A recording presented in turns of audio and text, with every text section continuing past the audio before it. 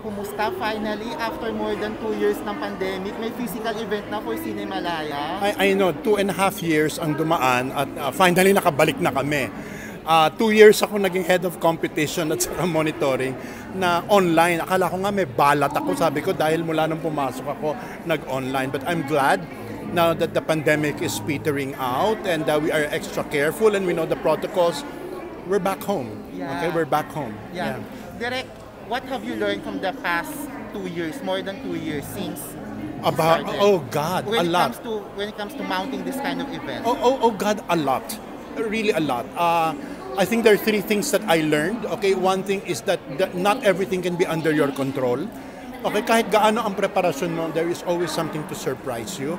Okay, and number 2 is that the surprise should not be taken as a curse, but it should be a challenge. Kasi 2.5 years na nakulong tayo sa bahay, 2.5 years na nahirapan tayong gumawa ng pelikula at ang tao ay nag-iba ang pananaw sa pagpapanood ng mga pelikula. So lahat yan dapat maging challenge, which leads me to my third point. Now we have to evolve. Yeah. Okay, I think if there is one big lesson that the pandemic taught us, it is that we have to evolve. Yeah. We cannot be the same for a great length of time. We have to change with the times, and the change in the times is good. Yeah.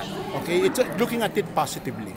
Speaking of evolution, Direk, anong pasabog ng Cinemalaya this year dahil nagbabalik na tayo physically at may mga competitions na? Well, ang malaking mga entries ngayon, anong abangan? Ang pinakamalaking pasabog is the 11 entries, the 11 feature films that we have from the years 2020 to 2021. Dumaan yan sa kalahating butas ng karayom.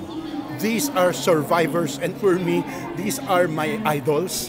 Because despite all the odds of mounting their films because of the pandemic, nagawa nila. From a field of how many? From a field of 20 films. Then ang nag-survive 11. And itong 11 na ito is a product of persistence and real passion for what they're doing. So with this talagang believe ako dito sa mga young filmmakers na ito. Direk, syempre bilang nasa industriya tayo, your thoughts lang po on the appointment of Sir Tirso for FDCP and Sir Johnny for MTRCP. Okay, let's start with Sir Johnny. Okay, Johnny is my classmate. Okay, Johnny is my batchmate, and I am pleasantly surprised that he was chosen. I'm very happy for him. Johnny, congratulations. And for Tirso, there could not have been a better person. There could not have been a better person because he comes from a tradition of people in movies. And not only that, he is a good person. And over and above everything, for somebody to work for the industry, you make sure you work for the industry and not for yourself. And that is Tirso Cruz. Is being a good person enough for him to manage FDCP? No, that is why he is surrounding himself with people who are competent and have revolutionary values about how to handle this. I mean, pardon this expression of shock. What a time to be the chairman of FDCP at the time when the film industry really needs leadership. I mean, where is the film industry now? Di ba? Kailangan talaga. I mean, if there is one thing that the new chairman must do is to unite the film industry. Unite everybody and work for the common good. And this may be a little bit too forward speaking, we have to think beyond our backyard. Okay. We have to think beyond our backyard. We have to be significant. It's useless going to the festivals if people do not recognize the Philippines as a cinematic center. Before we go abroad, let's fix let's fix ourselves back here and really make films which we can be proud of to the rest of the world. Having said that, yan ba yung naging challenge ng outgoing FDCP leadership? Well, I think we have to thank Lisa Dino for what she has accomplished. Okay, we have to thank her for her 6 years of hard work. Okay, and we have to acknowledge the fact that she persisted amidst the challenges of the pandemic. We have to recognize her for that. But now the challenge is different. That the post-pandemic challenge is far more different. If I can give an example, if Doctor Strange can make 600 million, and a Filipino film can't even last a weekend, we must do something about it. Go. Direct, when you said that we need a revolutionary leader, what did you mean by that? We need a leader who is really persistent and who has vision. And a vision that goes beyond just our country, but how to make the Philippines really matter. Because this is my personal take, it's useless going abroad if you have no content to show the others. Diba? So, it breaks my heart to think that there are more foreigners who have seen the movies of Love Diaz and Brillante Mendoza than Filipinos. Direct, Kulang ko naman daw. Ewan ko lang kung sasagutin mo. Isasama ba sa bagong FDCP, yung outgoing FDCP member na si Lisa Dino? Hindi ko alam yan. I wish I can answer that, but I am not in a position to. I don't know.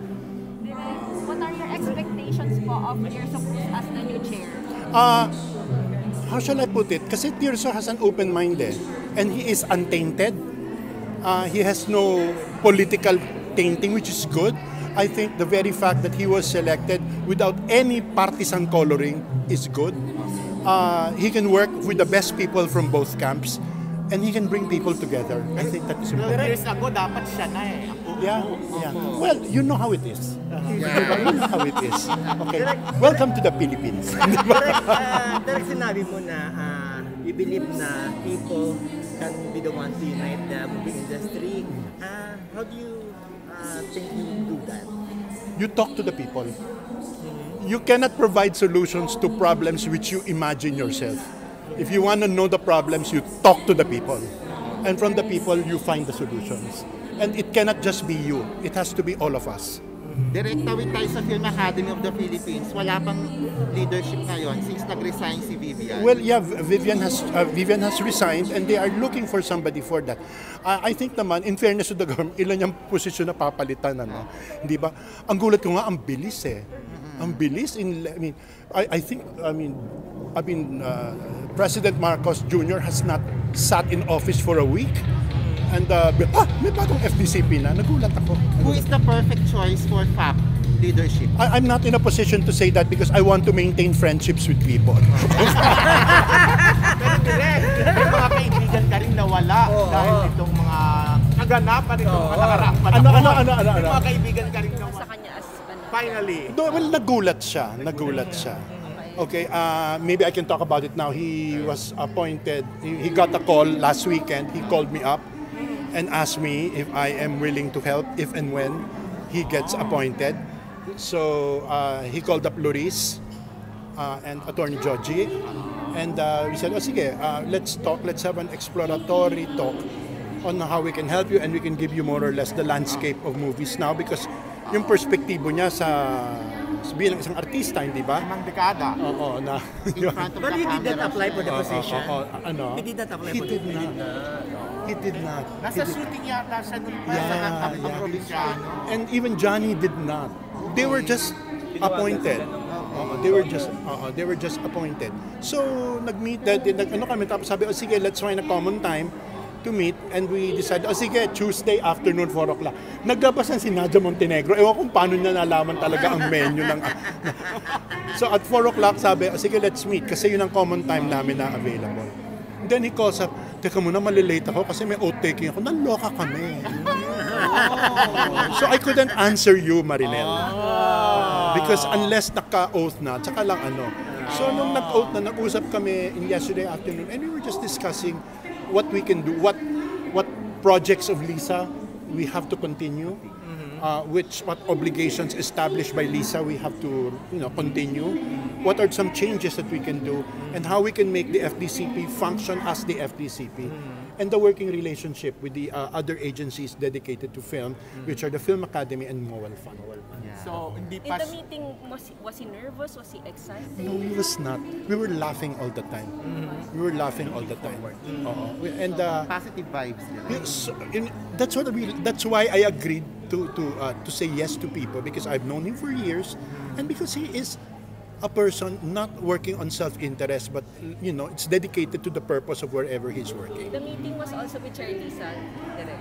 No. It was yesterday afternoon. Okay, it was with Joji, myself, Christopher De Leon was there because he was a friend, and then the family of and Jinggoy. It was held in Jinggoy's office. Joji, may legal counsel agad kayo.